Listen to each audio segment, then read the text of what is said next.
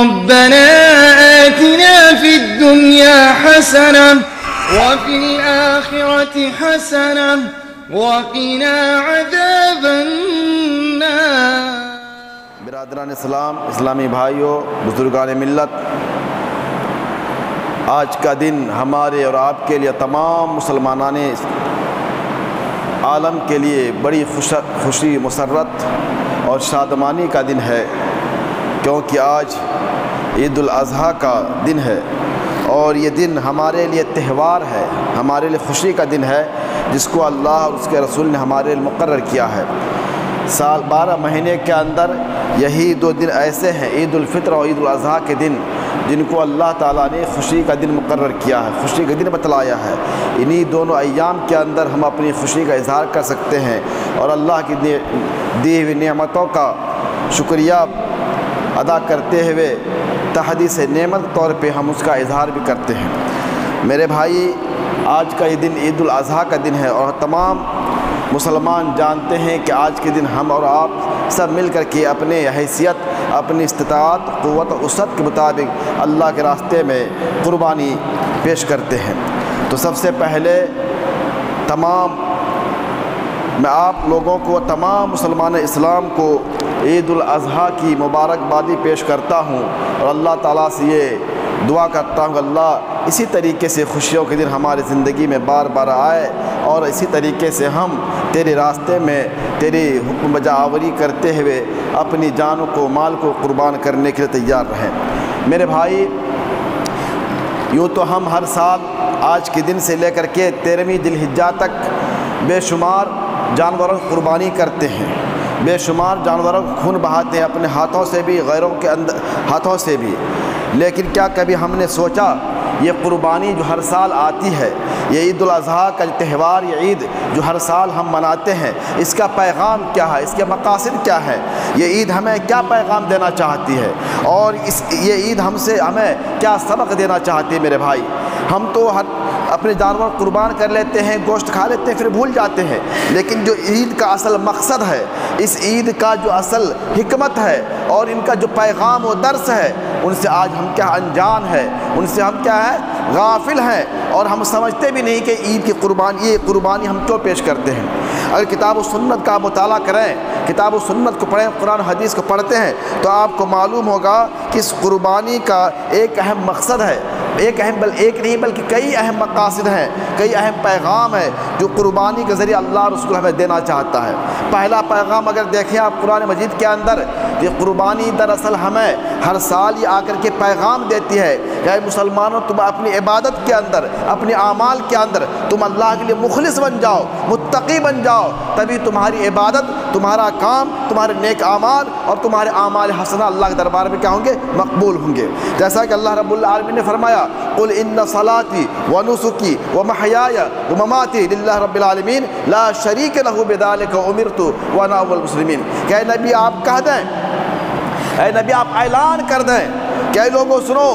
میری نماز پڑھنا، میری قربانی، میرا جینا، میرا مرنا، یہ تمام کی تمام چیزیں صرف اللہ رب العالمین کے لیے ہے، صرف اللہ تعالیٰ کو خوش کرنے کے لیے ہے، اللہ کی رضا کے لیے ہے، اللہ کی جنت کو حاصل کرنے کے لیے ہے۔ ان عبادت کے اندر جب قربانی کا معاملہ ہو، نماز کا معاملہ ہو، مالی عبادت ہو، بدنی عبادت ہو، کسی بھی عبادت میں اگر ذرہ برابر بھی ریاکاری آ گئی، ریا نمود آ گیا، شہرت طلبی آ گئی، تو پھر سمجھ لیجئے آپ کی عبادت اللہ کے دربار میں غیر قابل قبول ہے۔ اسی وجہ سے اللہ تعالیٰ نے یہ حکم نبی کے زبان کے ذریعے یہ اعلان کرایا کہ نبی آپ اعلان کر دیں کہ میری قربانی، میری نماز، میرا جینا، میرا مرنا، بلکہ دنیا میں جتنی بھی عبادت کی شکلیں ہیں، چاہے وہ چھوٹی عبادت ہو، بڑی عبادت ہو، مالی عبادت ہو یا بدنی عبادت ہو، عبادت کی جتنی بھی قسمیں ہیں، تمام کی تمام عبادتوں کو صرف اللہ تعالیٰ کے لیے خاص کرنا ہے، اللہ کے سوا چھوڑ کر کے اس کے اندر کسی اور کو خوش کرنے کا مقصد نہ ہو، کسی اور کو راضی کرنے کا مقصد نہ ہو۔ اگر اس عبادت کے اندر اللہ کی رضا کو چھوڑ کے دنیا طلبی کا اگر آدمی کے اندر یہ آ جائے، شہرت ریاکاری کا مقصد آ جائے، تو پھر سمجھ لیجیے وہ عبادت آپ کے منہ پہ اللہ تعالیٰ دے مارے گا۔ اور ساتھ ہی ساتھ اللہ تعالیٰ اس قربانی کے ذریعے سے ہمیں توحید کا سبق دیتا ہے، ہمیں تو موحد بنانا چاہتا ہے، ہمیں شرک سے دور کرنا چاہتا ہے کہ اے بندہ تمہاری عبادت اسی وقت قابل قبول ہوگی جب تم شرک سے دور رہو گے، بدعت سے دور رہو گے، اور تمہاری عبادت کے اندر مکمل طور پہ توحید قائم رہے گی، وہ عبادت اللہ کے دربار میں قابل قبول ہوگی۔ کیونکہ کوئی بھی عبادت اگر شرک کے ساتھ ہو، شرک کی آمیزش کے ساتھ ہو، پھر وہ عبادت اللہ کے دربار میں قابل قبول نہیں ہے، اور بلکہ اللہ تو اعلان ہے لئن اشرکت لیحبطن عملک، اے نبی اگر آپ نے شرک کیا تو اس شرک کی بنا پر آپ کی تمام نیکیاں، تمام اچھائیاں، تمام عبادتیں، تمام اعمال صالحہ، تمام اعمال حسنہ ضائع بیکار ہو جائیں گی۔ تو میرے بھائی یہ قربانی ہمیں موحد بنانا چاہتی ہے، شرک کی غلاظتوں سے، شرک کی گندگیوں سے ہمیں دور کرنا چاہتی ہے، اور ایک پکا سچا توحید پرست مسلمان مومن بنانے کا ہمیں سبق دیتی ہے۔ اور ساتھ ہی ساتھ میرے بھائی یہ قربانی ہمیں یہ پیغام دیتی ہے کہ اللہ کے بندو تم ہمیشہ اللہ سے ڈرتے رہو، اللہ کے تقوی اختیار کرتے رہو، اپنے دل کے اندر اللہ کی خشیت پیدا کرو، اور اللہ تعالیٰ کے سوا کسی کا ڈر، دنیا کے چاہے بڑا سے بڑا ظالم ہو، جابر ہو، بادشاہ ہو، حاکم ہو، اس کا ڈر تو اپنے دل کے اندر پیدا مت کرنا، اور تمہاری عبادت، تمہارا عمل، تمہارا کام، تمہاری نیکی یہ منحصر ہے تقوی پہ، کیونکہ اللہ تو تقوی کو دیکھتا ہے، تمہارے اعمال کو، ظاہری اعمال کی ٹیپ ٹاپ کو نہیں دیکھتا ہے۔ خصوصی طور پہ اللہ تعالیٰ نے اس قربانی کے بارے میں ہمیں ایک پیغام دیا ہے، سبق دیا ہے کہ لن ینال اللہ لحومها ولا دماؤها ولکن ینالہ التقوی منکم، کہ لوگوں تم جو قربانی پیش کرتے ہو اللہ کے دربار میں، اور بڑے سے بڑے جانور خریدتے ہو، لاکھ روپے کا، 2 لاکھ روپے کا، 50,000 کا، 20,000 کا، بڑے بڑے جانور خریدتے ہو، تم ان کو ذبح کرتے ہو، اور تو سنو تمہارا یہ موٹا جانور، یہ فربا جانور اللہ کے دربار میں نہیں پہنچتا ہے، نہ ان کا خون پہنچتا ہے، نہ ان کا گوشت پہنچتا ہے، نہ کوئی اور چیز پہنچتی ہے، بلکہ کیا پہنچتا ہے؟ اللہ تعالیٰ کے پاس تمہارے دل کا تقوی پہنچتا ہے کہ تم نے کس نیت سے، کس جذبے کے تحت تم یہ قربانی کر رہے ہو۔ میرے بھائی یہ بہت بڑا سبق ہمارے لیے ہے۔ آج ہم لوگ قربانی دیتے ہیں، جیسے ہم نے جانور خریدا فوراً اس کا فوٹو لے لیا، سوشل میڈیا پہ ڈال دیا، یہ دیکھو میرا جانور ایسا ہے، میرا بکرا ایسا ہے، میرا فلاں ایسا ہے، میری چیز ایسی ہے، اتنی قیمت کی، اور سوشل میڈیا پہ اس کو فوٹو لگا لگا کے شیئر کرتے ہیں۔ تو میرے بھائی ایسا کرنا یہ ریاکاری کے زمرے میں آتا ہے، ایسی چیزوں سے بچنا چاہیے۔ یہ قربانی بہت بڑی عبادت ہے، اور اس عبادت ذریعے سے اللہ تعالیٰ ہمارے اور آپ کے گناہوں کو بخشنا چاہتا ہے۔ اگر ہماری اس عبادت کے اندر ریاکاری آ گئی، شہرت طلبی آ گئی، دکھاوا آ گیا، نام و نمود آ گیا، تو پھر یہ عبادت اللہ کے دربار میں نہیں پہنچے گی، بلکہ اللہ فرماتا ہے تمہیں تقوی پہنچتا ہے، تمہارے دل کا تقوی ہے، تمہارا جذبہ ہے، تمہاری نیت ہے، وہ اللہ تعالیٰ دیکھتا ہے کہ تم کسی نیت سے قربانی کر رہے ہو۔ اگر ایک آدمی ایک چھوٹا جانور قربانی کر رہا ہے جس کی قیمت کم ہے، لیکن اس کے دل میں اللہ کو راضی کرنے کا مقصد ہے، اللہ کو خوش کرنے کا جذبہ ہے، تو وہ قربانی اللہ کے دربار میں قابل قبول ہے۔ اور ایک انسان، ایک مسلمان بڑا جانور خرید لیا، لاکھوں روپے قیمت دے کے خرید لایا، اور لیکن اس جانور کو قربان کرنے کے ساتھ ساتھ اس کے اندر اللہ کا تقوی نہیں ہے، اللہ کا ڈر نہیں ہے، خلوص نہیں ہے، اخلاص نہیں ہے، تو ان کی قربانی بیکار ہے میرے بھائی، اور اس کا کوئی فائدہ ملنے والا نہیں ہے۔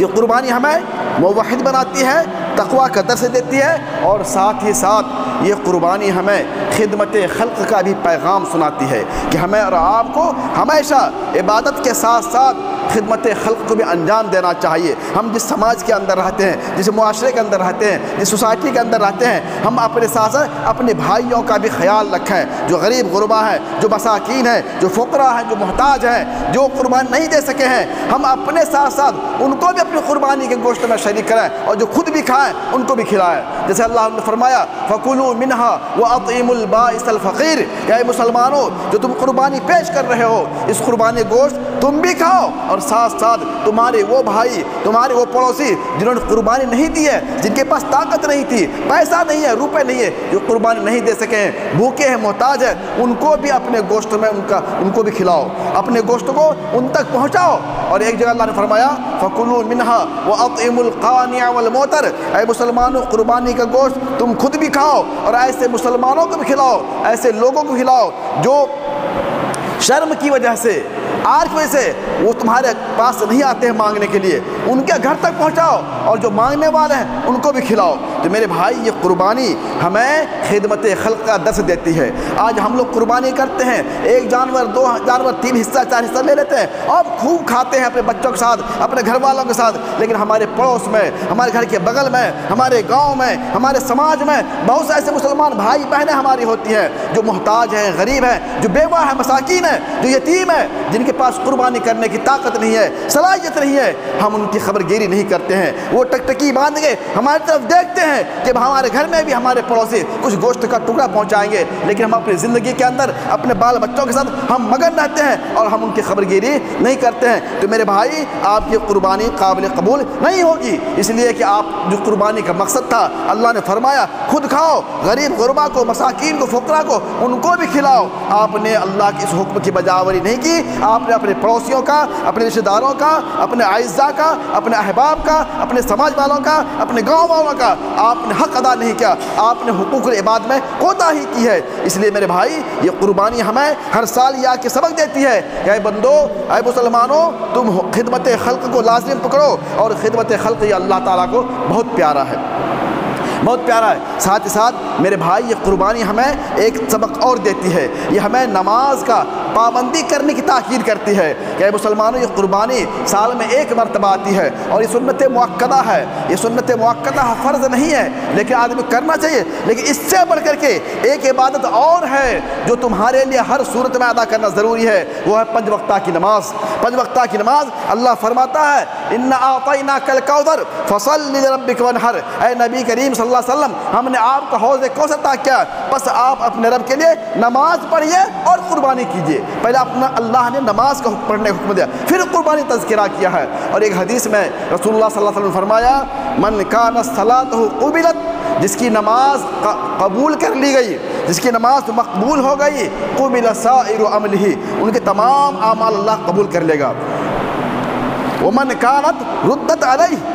اور جس کی نماز اللہ رد کر دے گا، جس کی نماز اللہ قبول نہیں کرے گا، رد سائر عملہ، اس کے تمام اعمال کو اللہ رد کر دے گا۔ تو میرے بھائی، یہ نماز بہت بڑی عبادت ہے، یہ ام العبادات ہے، اور یہ کسی بھی صورت میں یہ نماز معاف نہیں ہے۔ یہ دن میں 5 وقتہ نماز اللہ نے اس کو فرض عین قرار دیا ہے۔ ہر بالغ مسلمان مرد عورت پہ مرتے دم تک، جب تک ان کی سانس کی ڈوری باقی رہے گی، یہ نماز کی فرضیت قائم رہے گی۔ آج ہم لوگ نماز کی پابندی نہیں کرتے ہیں، نماز پڑھتے نہیں، قربانی کا اہتمام کرتے ہیں، پیسہ نہیں ہے، قرض لے کر کے ادھر کر کے ادھر کر کے قربانی جانور لاتے ہیں، لیکن نماز جو پڑھنا سب سے پہلا فرض تھا، جن کے لیے کوئی چھوٹ نہیں، کوئی معافی نہیں ہے، اس نماز سے ہم کیا ہوتے ہیں؟ غافل ہو جاتے ہیں۔ تو میرے بھائی، یہ قربانی ہمیں آ کے درس دیتی ہے کہ اے مسلمانوں، پہلے نماز پڑھو پھر قربانی کرو۔ اگر تم نے قربانی کی اور نماز چھوڑ دیا تو پھر سمجھ لو تمہاری قربانی کا کوئی معنی نہیں، کوئی مطلب نہیں ہے۔ تو میرے بھائی، یہ قربانی کے جو ایام آتے ہیں، اس کے اندر بے شمار ہمارے لیے درس ہیں، عبرت ہے، پیغام ہے، نصیحتیں ہیں، جس پہ ہمیں غور کرنا ہے۔ صرف یہ نہیں کہ ہم جانور قربان کر لیں، گوشت کھا لیں، مزہ لوٹ لیں اور خوب کیا ہے اپنی زندگی کو خوشیوں میں مگن کر لیں، لیکن جو قربانی کا جو مقصد ہے، جو حکمت ہے، جو پیغام ہے، اس سے ہم غافل نہ جائیں گے۔ یہ قربانی کرنا نہ کرنا دونوں برابر ہے۔ اور ساتھ ہی ساتھ یہ قربانی ہمیں اس بات کا پیغام دیتی ہے کہ ہم ہمیشہ ہر صورت میں اللہ تعالیٰ کے حکم کے سامنے اپنے آپ کو سرنڈر کر دیں، ان کے لیے اپنے اندر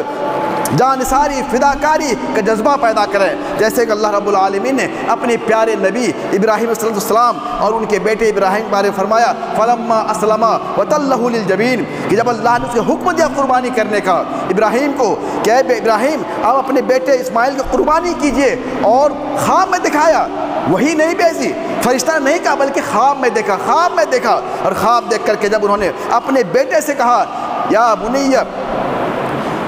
اے میرے لڑکے تمہاری کیا رائے ہے،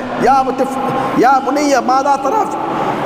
اے میرے بیٹے تمہاری انی ارا فی المنام انی اذبحک فانظر ماذا ترى، اے میرے بیٹے میں خواب میں دیکھتا ہوں کہ تمہیں قربان کر رہا ہوں، تمہاری کیا رائے ہے۔ بیٹے نے بھی جواب دیا یا ابت افعل ما تؤمر ستجدنی ان شاء اللہ من الصابرین، اے ابا جان آپ کو جو خواب میں اللہ دکھا رہا ہے، جو حکم دے رہا ہے، یہ اللہ کا حکم اگر ہے تو آپ اس حکم پہ کیا عمل پیرا ہو جائیے اور اس کو پورا کر دیجئے، انشاءاللہ مجھے صبر کرنے والوں میں سے پائیں گے۔ اور پھر اللہ نے فرمایا فلما اسلم، جب باپ بیٹے تیار ہو گئے اللہ کے حکم کے سامنے، اپنے آپ کو سرنڈر کر دیا، جب اللہ کا حکم آ گیا پھر نہیں دیکھا کہ یہ حکم ہمارے خلاف ہے، ہمارے بچے خلاف ہے، ہمارے باپ کے خلاف ہے، ہمارے دادا کے خلاف ہے، ہمارے سماج کے خلاف ہے، بلکہ کچھ نہیں، اللہ کا حکم آیا اپنے آپ کو سرنڈر کر دیا۔ فلما اسلما وتلہ للجبین، جب دونوں باپ بیٹے تیار ہو گئے اور پیشانی کو بیٹے کی پیشانی کو کیا پیشانی کے بل بیٹے کو لٹا دیا زمین کے اوپر قربان کرنے کے لیے۔ تو میرے بھائی اس قربانی کے اندر یہ بھی پیغام ہے کہ اللہ کا حکم جب آ جائے، وہ حکم چاہے ہمارے کسی بھی صورت میں ہمارے لیے کتنی تکلیف دے کیوں نہ ہو، ہمیں اس پہ عمل کرنا ہے، ان کے سامنے اپنے آپ کو سر جھکانا ہے، اللہ کے حکم کے سامنے سرکشی نہیں کرنی ہے، بغاوت نہیں کرنی ہے، اور ان کو فراموش نہیں کرنا ہے، ان سے اپنے آپ کو دور نہیں کرنا ہے۔ تو میرے بھائی یہ قربانی کے بے شمار پیغامات ہیں، یہ چند باتیں تھیں جو میں نے آپ کے سامنے رکھی ہیں۔ اللہ تعالیٰ سے دعا ہے کہ ہم تمام مسلمانوں کو ان تمام مقاصد کے ساتھ اپنی قربانی کو پیش کرنے توفیق عطا فرمائے۔ اللہ ہم جو بھی قربانی پیش کریں، اللہ تو اپنے فضل و کرم سے ہماری اس قربانی کو اللہ تو قبول کر لے، اور ہماری اس قربانی کو ہمارے لیے نجات کا ذریعہ بنا۔ اللہ دنیا کے اندر مسلمان جہاں کہیں بھی پریشان حال ہے، مصیبت میں ہے، غیروں کے چنگل میں ہے، شکنجے میں ہے، اللہ تو اپنے فضل و کرم سے تمام مسلمانوں کی مدد فرما۔ اللہ تمام مسلمانوں پر رحم کرم کا معاملہ فرما۔ اللہ مسلمان جہاں کہیں پریشان حال ہیں، جس صورت میں اللہ تو ان کی عزت کی، آبرو کی، مدارس کی، مکاتب کی، مراکز کی اللہ حفاظت فرما۔ آمین، تقبل یا رب العالمین۔